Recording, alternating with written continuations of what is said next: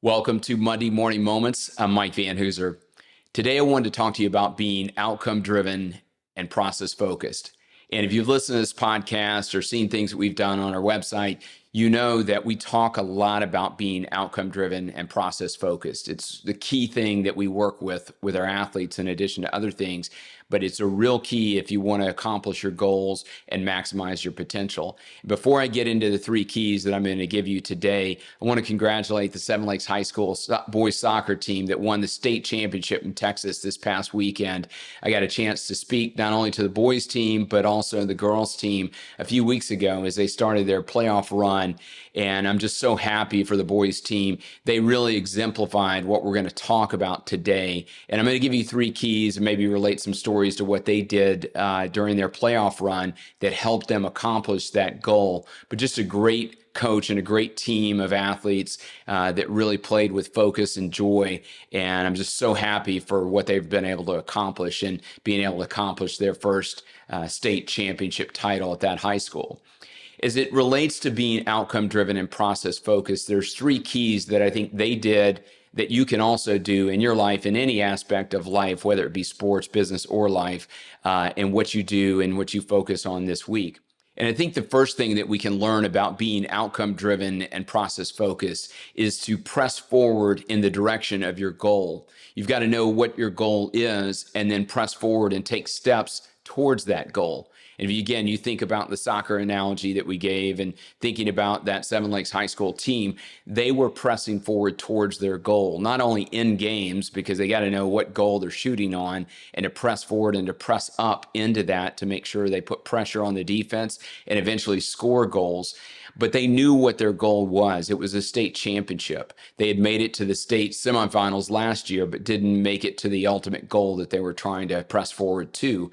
And they used lessons from last year to press forward towards that goal. And with each victory and each moment that happened in game and between games and through their playoff run, they were pressing forward toward their goal.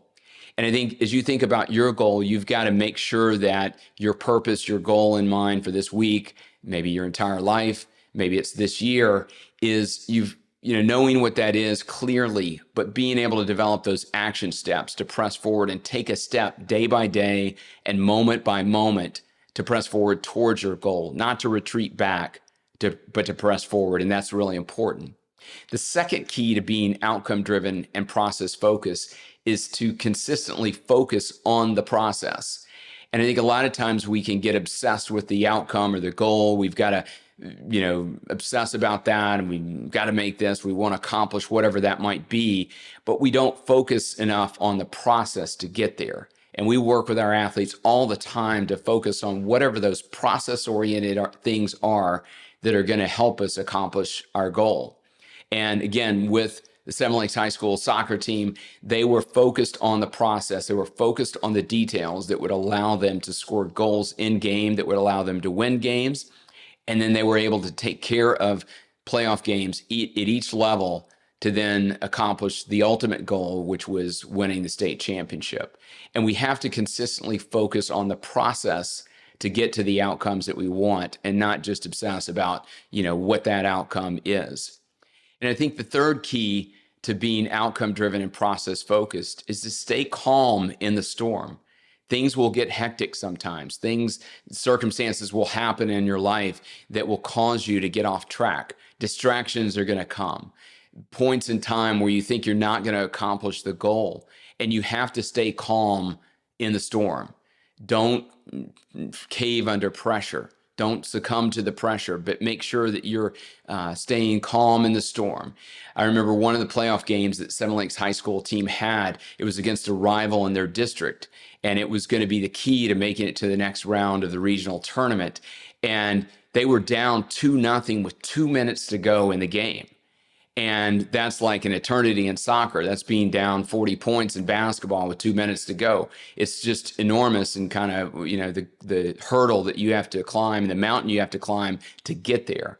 But they were able to score a goal, but they were still down a goal with a minute left to go in the game. And then with 2 seconds left, there was a penalty and a key penalty kick, a key moment in time.